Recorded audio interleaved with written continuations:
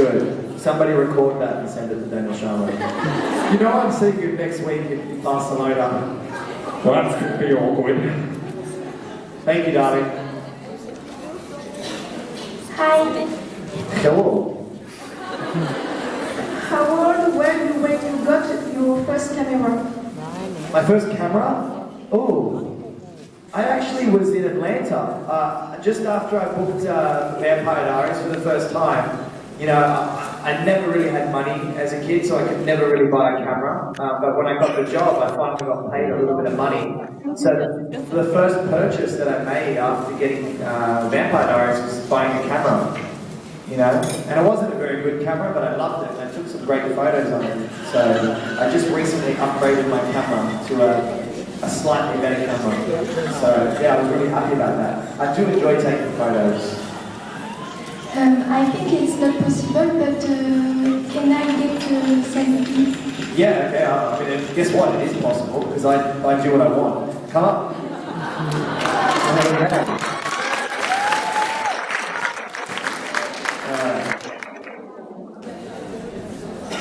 What? This is a bit awkward. You guys are going to see how I take a selfie. Okay.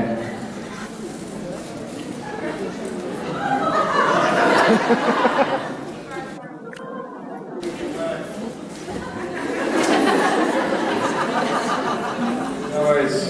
Thank you. I don't know you that well, so I can't say I love you back yet. But I'll get to know you, and if I do, I'll tell you.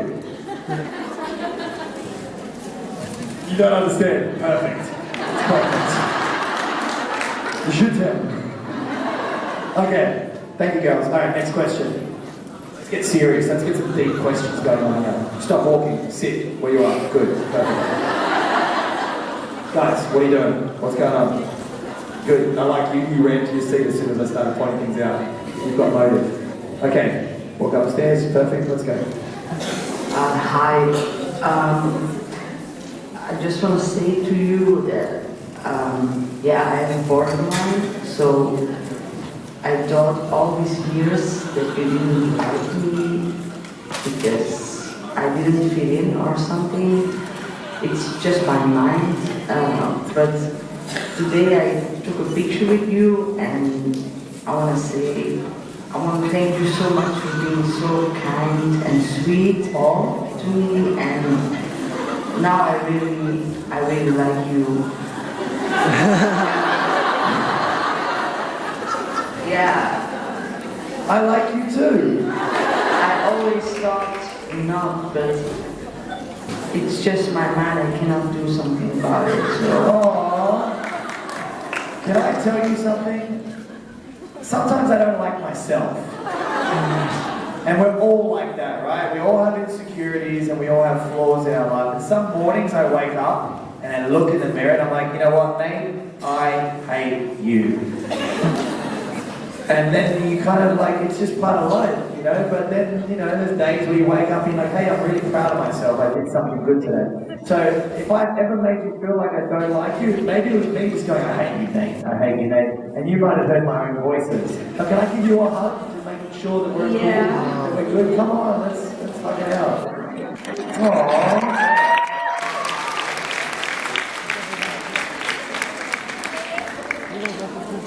I don't hate anybody except for Daniel Sharma. I'm joking. I'm joking.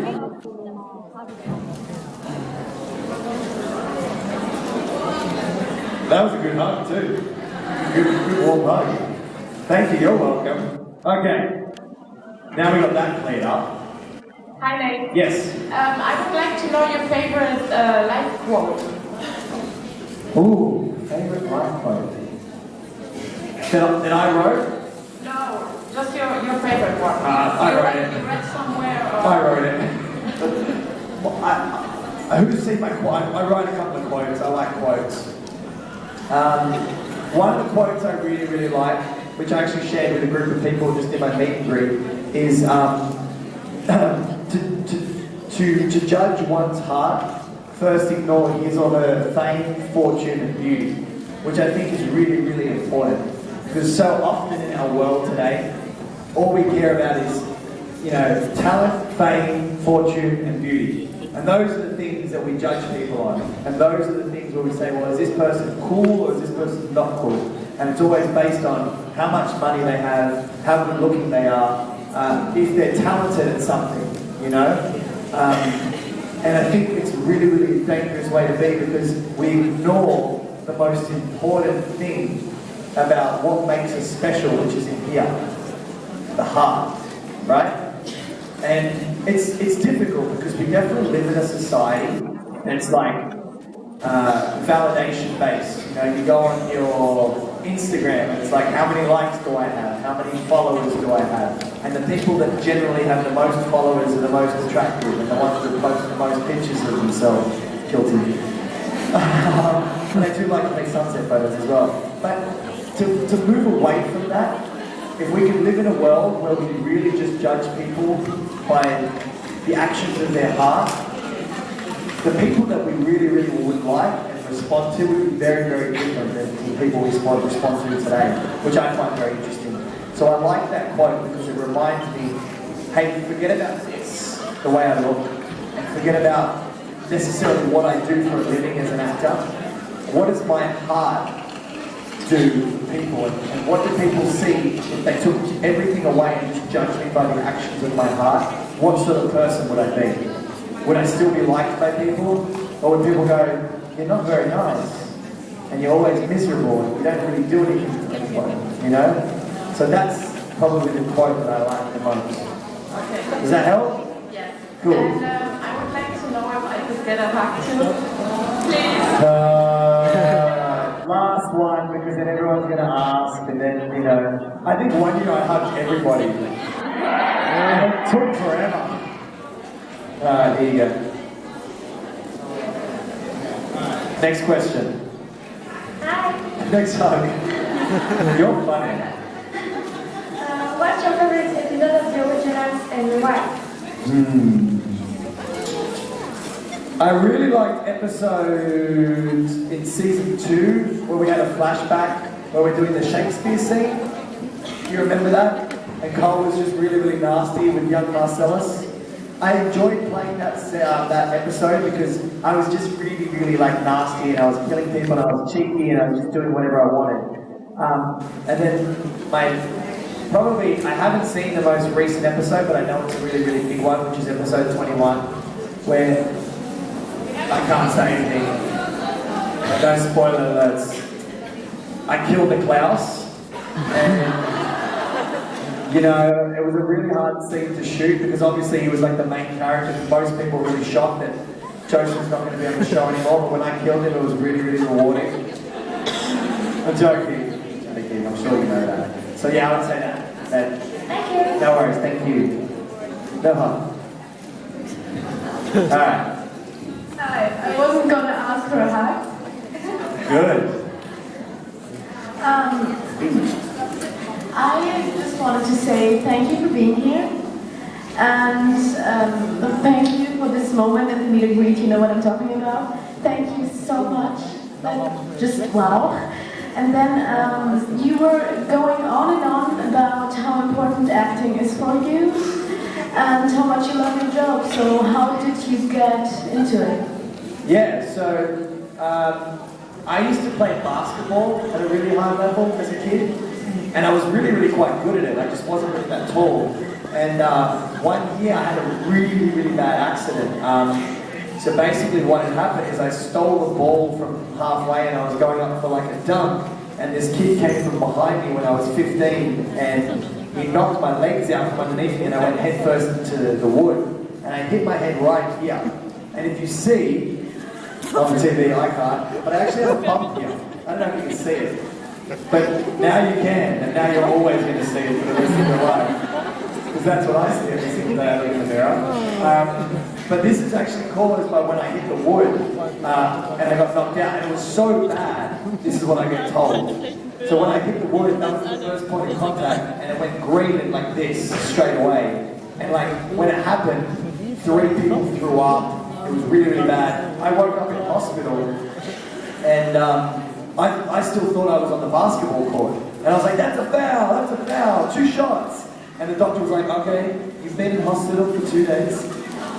Everything is fine, but you've got a really, really bad concussion in your head and you're going to possibly have some slight brain damage. Makes sense now, doesn't it? It's all making sense. Why is Nathaniel so stupid? Cha-ting. So, basically what happened is I couldn't play basketball anymore for a while because it was too dangerous with the injury. So I had to find something else that I enjoyed, and I started acting.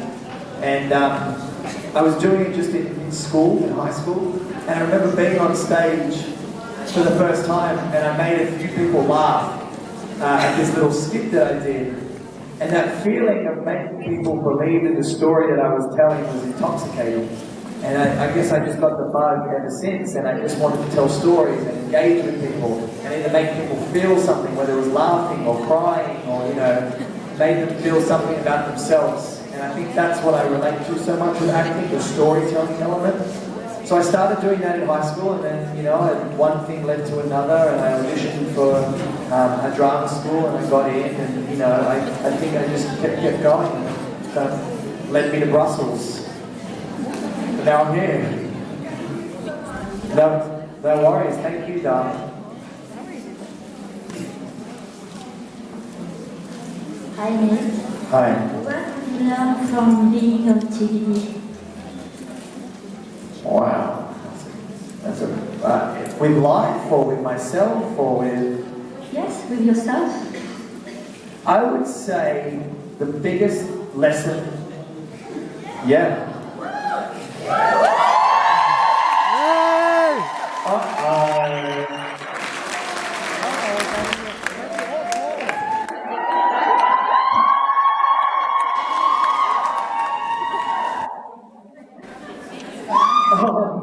Not much. I was just telling the guys about the time that I opened up that orphanage in Tibet. No one gets my humor here. Okay. What does he say? Because it's all fiction. Don't believe it. Hi. Hey, My dental floss. I'll use it later, save it. No running in the hall. No running in the hall. Oh, this is a crowd. Hi. What's your question? My question is, what have you learned from being on TVD and TO? Yeah. So, this is what I was going to say. I was going to make it a light question. When I got Vampire Diaries, I said this a lot of times, but I was literally down to no money in Los Angeles, and I was this close to giving up on my dream of acting because it just felt so unachievable. And I think the biggest lesson that I learned from it is you never really know how close you are to getting something you absolutely love, and you should never give up, because it could just be around the corner, and one more push, one more fight could get you over the line. So I think what I've learned is just like persistence is the most important thing with anything. And if you love doing something, then love chasing that dream for the rest of your life, you know, and never give up on that. You know, because a lot of people go, well, you know, they go, I want to be an actor and I want to do what I love. Then I think the most important thing is to pursue what you love. It's not just about getting what you love, it's about pursuing what you love, you know? It's like a relationship. When you see a girl that you find beautiful, you just don't get her. You have to pursue her, and you have to chase her, you have to climb mountains and trees and jump over fences and swim through shark-infested waters. But you do it because you're like, if I get it, I'm going to be so happy. But it's the journey that'll be the journey is what gives the happiness weight. Does that make sense? Did I just go on a crazy tangent? No, I just can't repeat that answer. Yeah. So, whatever you're dreaming about in life, whatever you really want to do whatever you can to chase that dream. Don't worry about achieving that dream, but do whatever you can to chase that dream, because that's where the story is. The story isn't getting it, the story is about chasing it. And that's what I learned from Vampire Diaries and TVD.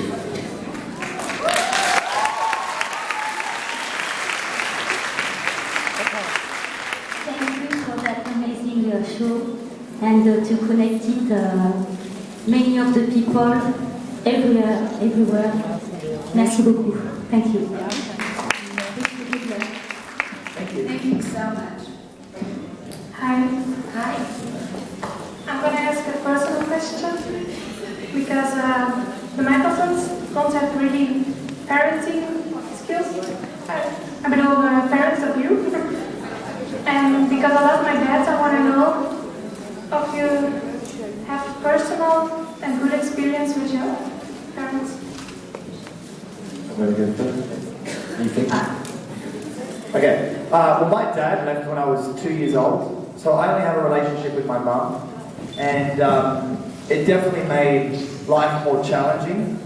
But the lessons that I learned as a child, I started working when I was 12 years old because my mum was sick and we had to pay bills.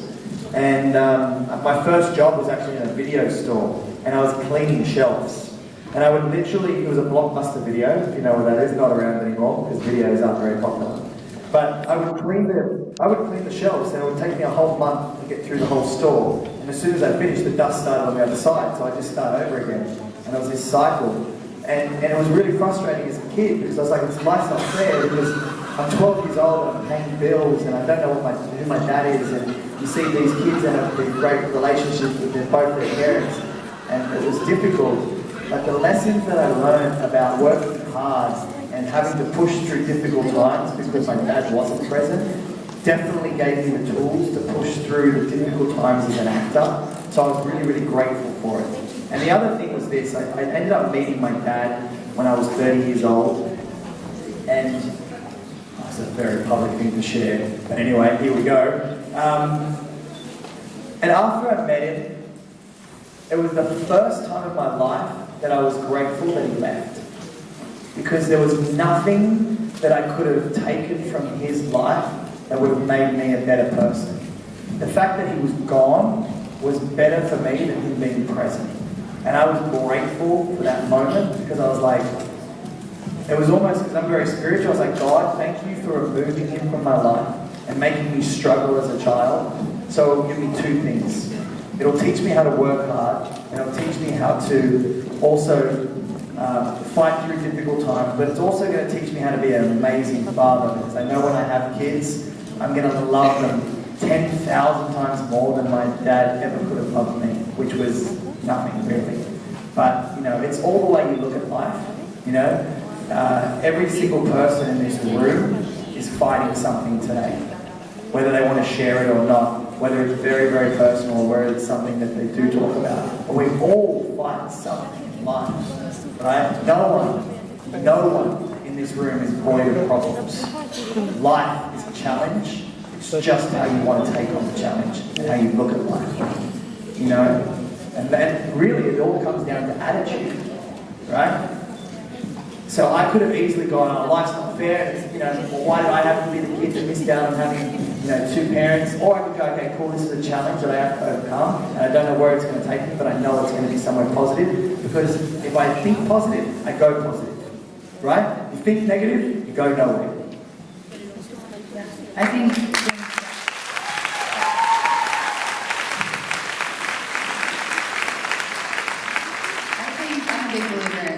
happen for you, not to you, and that there's really nothing that can get in the way of your destiny. Without sounding too cheesy, it's there's going to be struggles and hard times, but nothing's going to stop you from where you're meant to be. Everything's really perfect the way it is, and I'm very spiritual as well, so I believe people don't go too far. I'm very close to my mom. My parents separated when I was really young, but I did have a stepdad who raised me since I was young, who became my father. But yeah, he really said it well.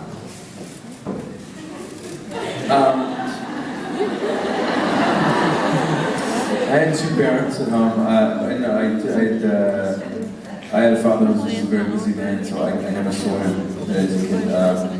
So I really saw this issue go with just my mother.